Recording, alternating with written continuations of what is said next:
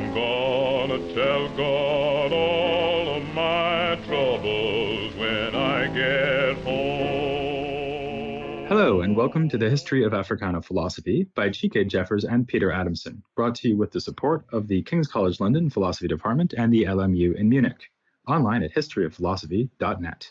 Today's episode will be an interview about African American political thought and freedom in the first half of the 19th century with Melvin Rogers, who is Associate Professor of Political Science at Brown University. Hi, Melvin. How you doing, Peter? I am good. Thank you so much for coming on the podcast.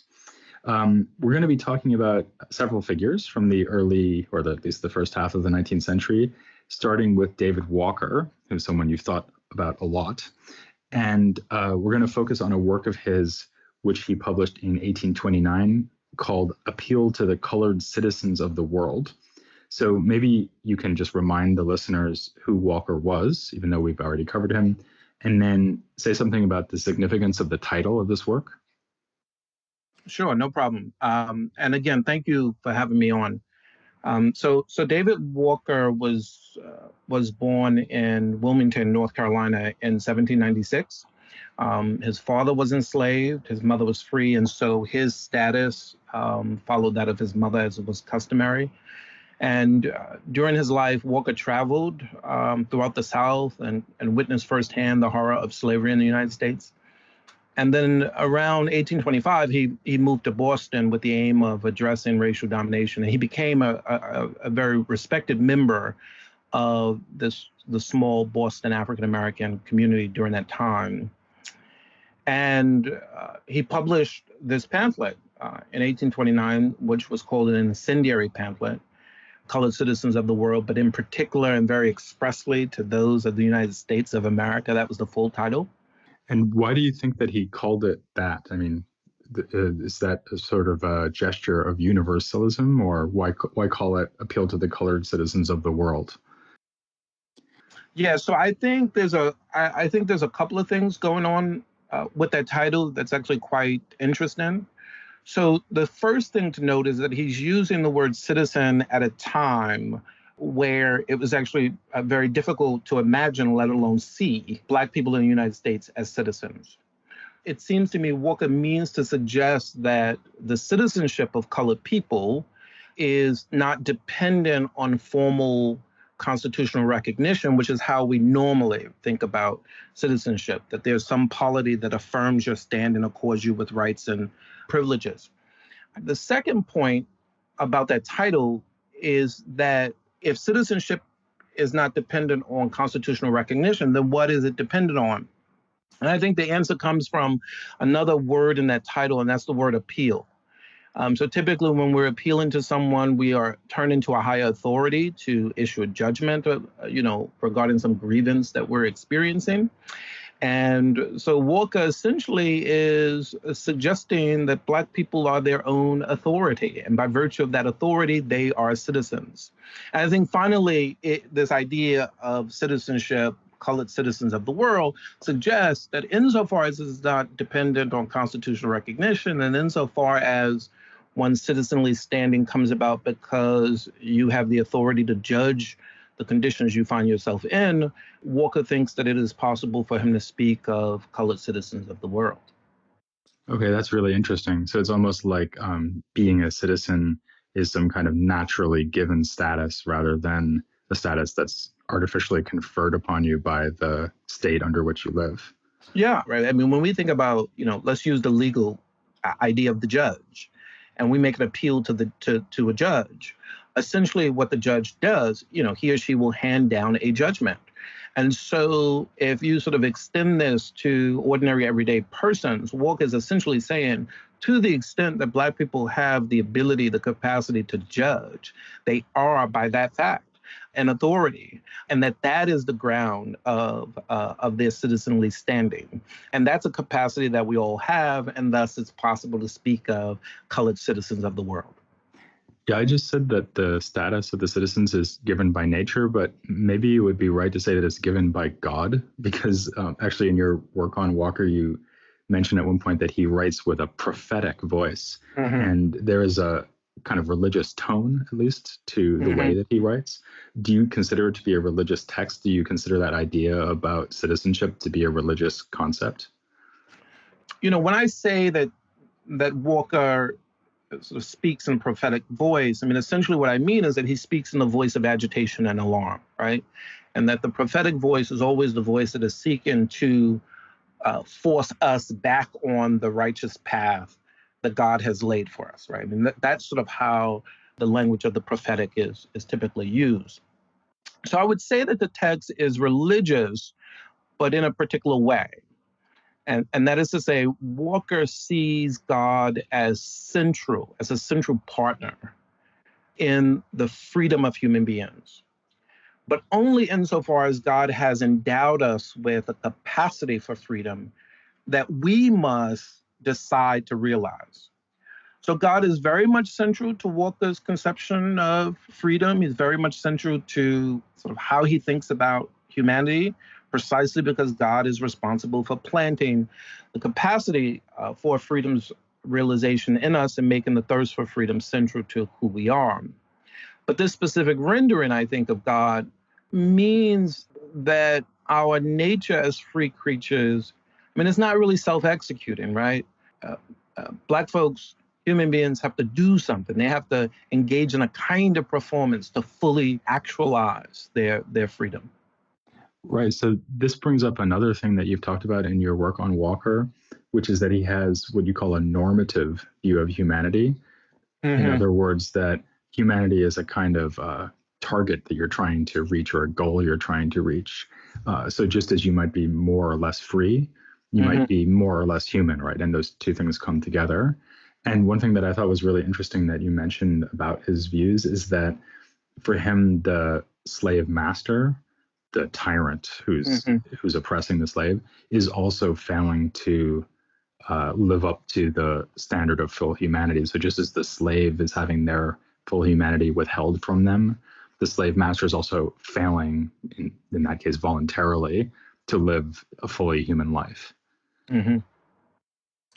So, no, I think all of that is correct. I mean, Walker's view is normative insofar as it is grounded in a view of how God created us and what entailments by the fact of that creation should follow. And so in particular, Walker argues that God, as I said before, planted in us, and this is his words, a spirit and feeling of freedom. And he thinks, that is to say, Walker thinks that this is really the sort of hallmark of our humanity. And so if you remove the description of us as free from your account of humanity, now look, you may well have servile creatures, but on Walker's view, you won't have what we properly recognize as human beings. And this description of our freedom also turns out, I think, on Walker's view, to be the basis of our equality. That we are free by virtue of being created by God is also the source of what makes us equal.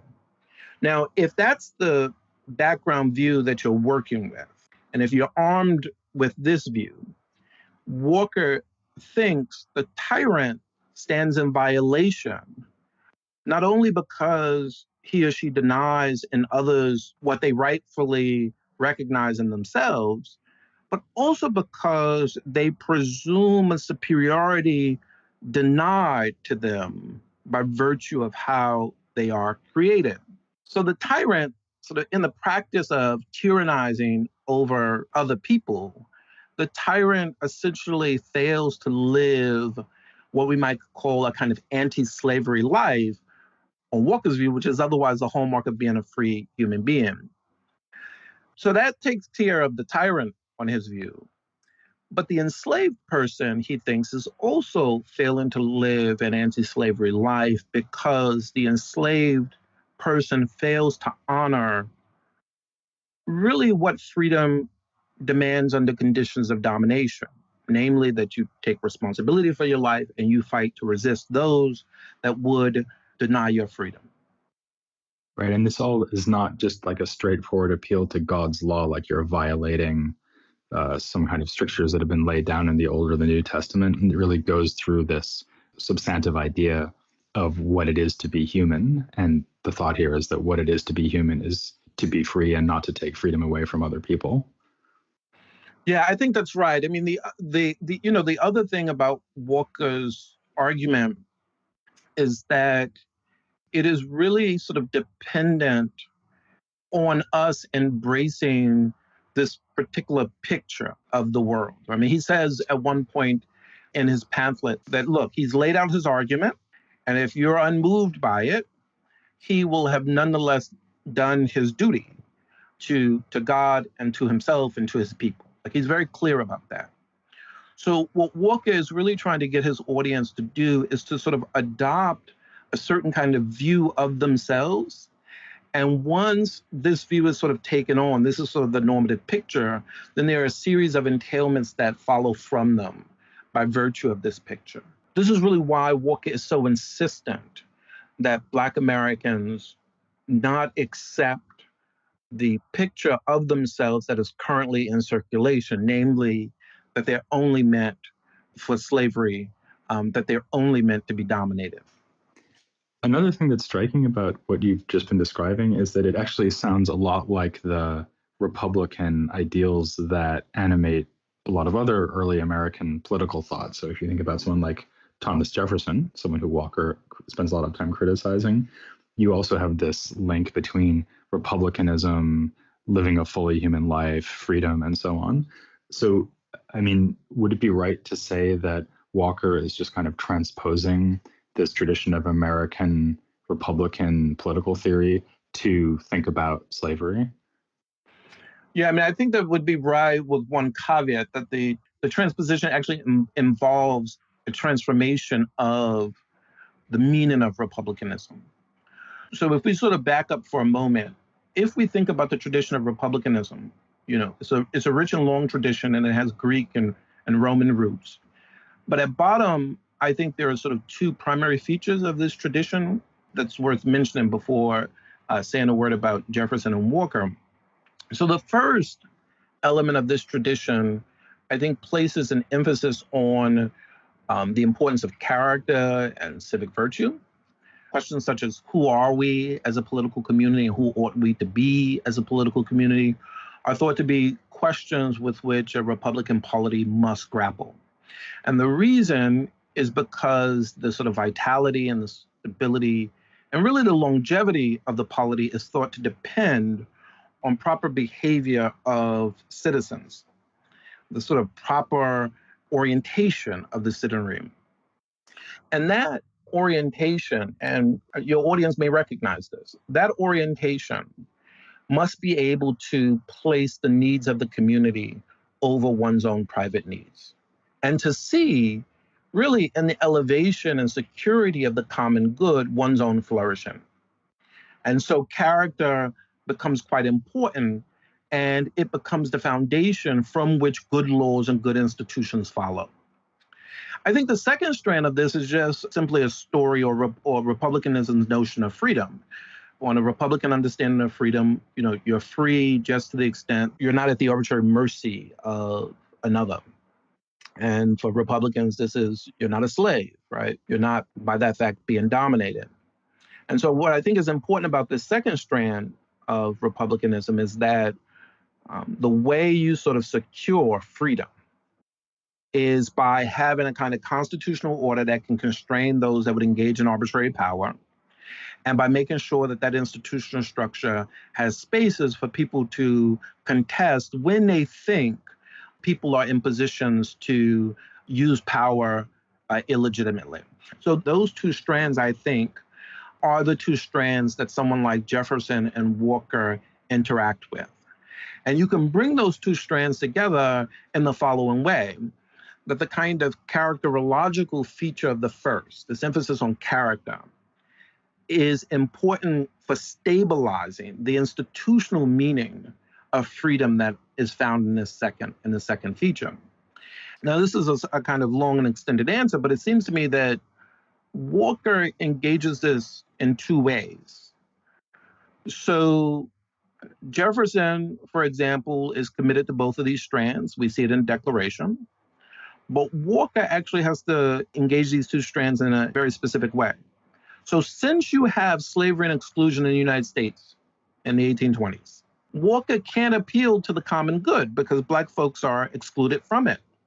So if Walker is emphasizing character and civic virtue, it's not because he's trying to stabilize the existing polity, because the existing polity stands against Black people.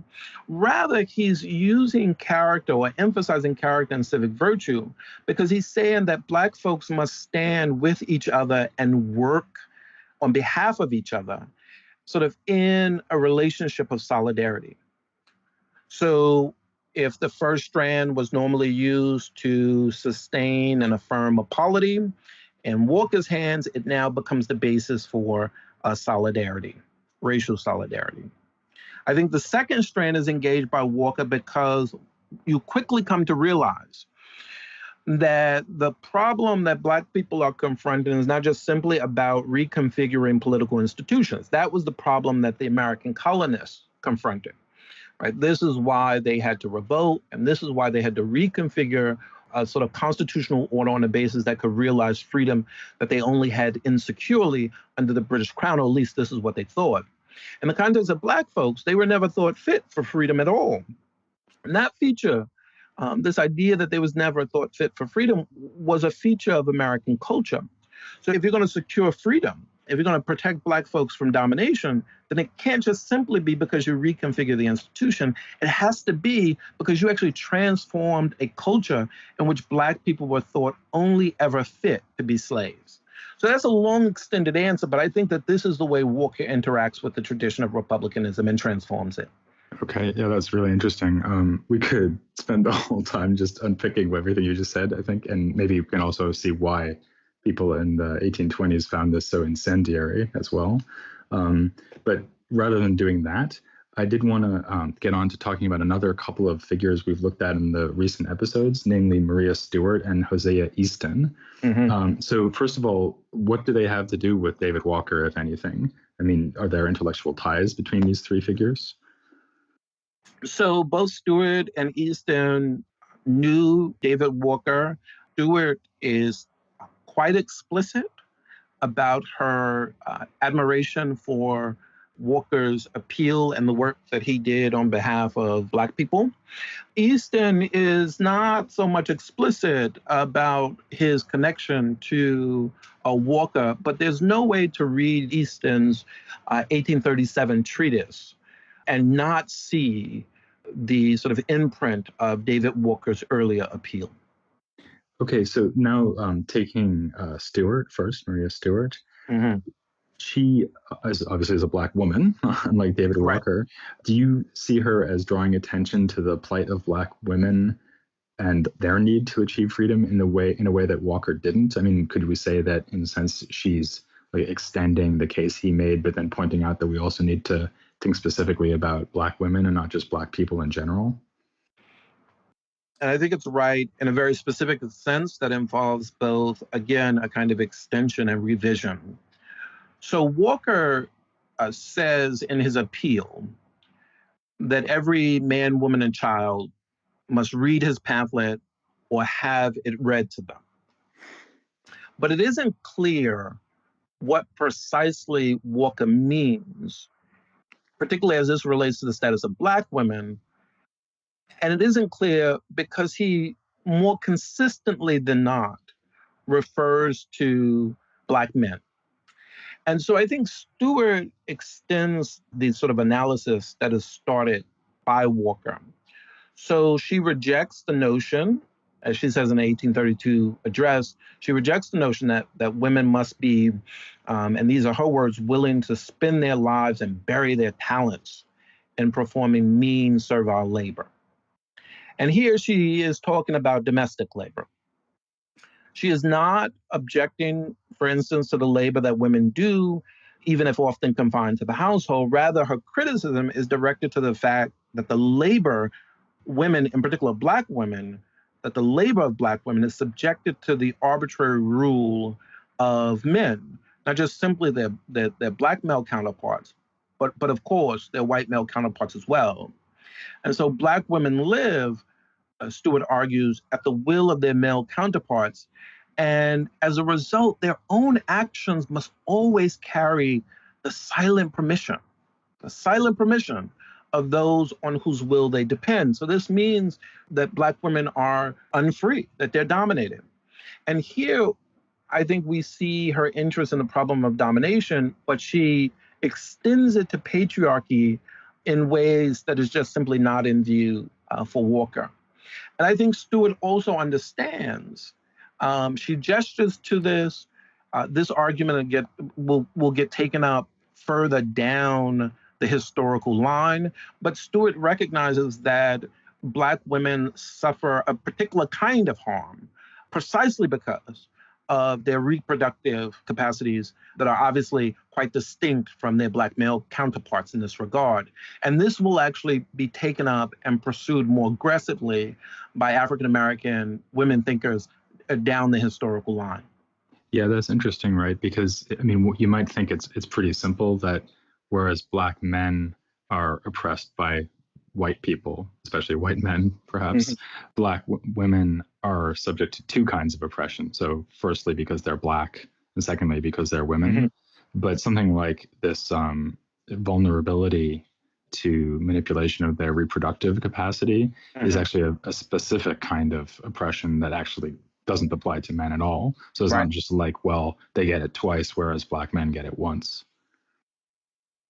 No, I think that's absolutely right. And of course, figures like Harriet Jacobs and later Black feminists will press this point most intensely. And I think rightfully so, because it begins to sort of reveal another aspect to the workings of domination that are quite particularized, but nonetheless in need of redress. So turning now to Hosea Easton, he might be a figure who gives us a richer theoretical apparatus for thinking about the kind of oppression that affects Black people in general because of their race.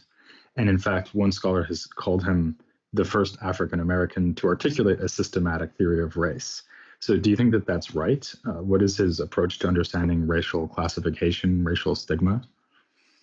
So the scholar in particular is Bruce Daines, and he does this I think in his wonderful text, A Hideous Monster in the Mind, which is an intellectual history of race in the context of the United States. In Easton, I think it's right. We get a systematic and I think worked out idea of racial prejudice that is presupposed by Walker's account, but not philosophically pursued. And I think you see the difference between the two. I mean, that Walker's text is a pamphlet, and Easton refers to his text as a treatise. And that helps us understand the more systematic nature of the second of the two texts. And so in relation to other African American thinkers during the time, the word prejudice was regularly being used to describe what Black people were experiencing. But I think it really is in Easton where we come to understand that the sort of negative connotations associated with Black Americans, Black people, really suffuse the culture of American life and really shape the sort of social and psychological horizon in which both Black and white Americans grow and learn. And these negative connotations, although often tracked by the difference of skin color, are not dependent on skin color. And this is something that Easton insists upon in his treatise. And nor are these negative connotations dependent on legal distinctions, such as the slave and the free. So it is not the case that sort of free Black Northerners, putting scare quotes around free, it's not the case that they are free from the problems associated with prejudice. So Easton is very insistent on getting his audience to understand that these negative connotations, that they can follow and he puts it this way, he says they can follow its victims in every avenue of life.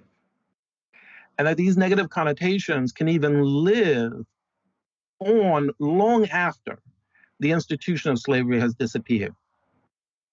And really what Easton is suggesting to us is that the idea of Blackness, what we can literally see and what we imagine to be in one's blood, right, the idea of Blackness is really a marker in this period of disgrace and dishonor. And it's a mark of disgrace and dishonor that nonetheless and significantly shapes kind of social and epistemic context that we readily rely on, or that those in the 19th century readily relied on to make judgments about Black people. And of course, we can, right, one should be able to sort of hear this quite clearly and powerfully precisely because it's something that's still with us today, right? But Easton was saying this in 1837. Yeah, it's really amazing. In fact, just all three of them, like the kind of foresight or the prescience with which they express these ideas. Okay, that would be a good note to end on. But actually, there's one other thing I wanted to ask you, which ties these figures back to an earlier topic we discussed, and in particular, David Walker, because he was a subscription agent for the first Black newspaper in America, Freedom's Journal. And we've noted on the podcast before that one of the editors of that journal, John Russwurm, went from opposing to supporting the cause of colonization, in other words, like emigration to Liberia. And in fact, he left for Liberia in the same year that Walker published the appeal, namely 1829. So if this is actually exactly the time that the colonization controversy, which we've talked about in earlier episodes, were going on, I'm curious why Walker, Stewart, and Easton were so opposed to this project, given that they obviously had this very deep and insightful analysis of American racism, so they clearly knew what they were up against. Why didn't they say, yeah, let's go to Liberia like John Russwurm did? I think, the answer here is quite simple. A good deal of energy had already been spent on bringing the American polity to where it was in the 1820s and 30s. And to that extent, it was home. And it was more of a home to Black people than returning or going back to some African country or even founding a new one.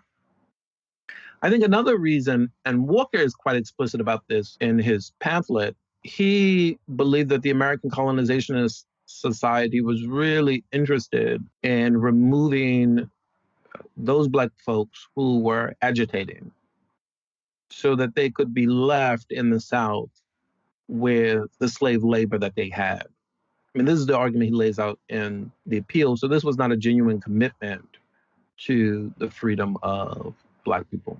Yeah, and of course, a lot of the people who criticized the colonization movement, they said precisely that this is just a way of removing the free Blacks who were causing trouble and leaving the enslaved Blacks to keep doing the work on the plantations.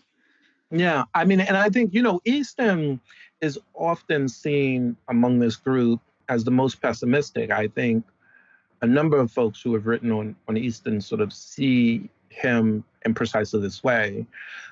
Part of what Easton wants us to understand is that because racial prejudice runs all the way down into the domain of culture itself, it often appears to be our first nature, rather than it appearing as it ought to appear, as our constructed second nature. And so part of the way to sort of think about what Easton is doing, even as he's telling us how deep racial prejudice runs, is to reveal to us the sort of constructed nature of it. And I would venture to say that he thinks by virtue of coming to understand the constructed nature of it, it actually provides us with the resources to understand that perhaps we can construct something otherwise. Of course, it will require us to do it at the very deepest level of culture itself. But I think that Easton is someone who thinks that it may yet be possible, but most certainly it isn't certain, but it may yet be possible. Okay, well, that's another good note to end on, and this time I'm going to take it. So I will thank Melvin Rogers very much for coming on the series. Thank you very much for having me. And I will invite everyone to join me and Chike next time, because we're going to be getting on to a really exciting topic by turning to Frederick Douglass, one of the most famous figures from this period in Africana thought or American thought in general. or maybe even 19th century thought anywhere. So that's a very exciting topic we'll be turning to next, right here on the History of Africana Philosophy. I'm gonna tell God all of my troubles when I get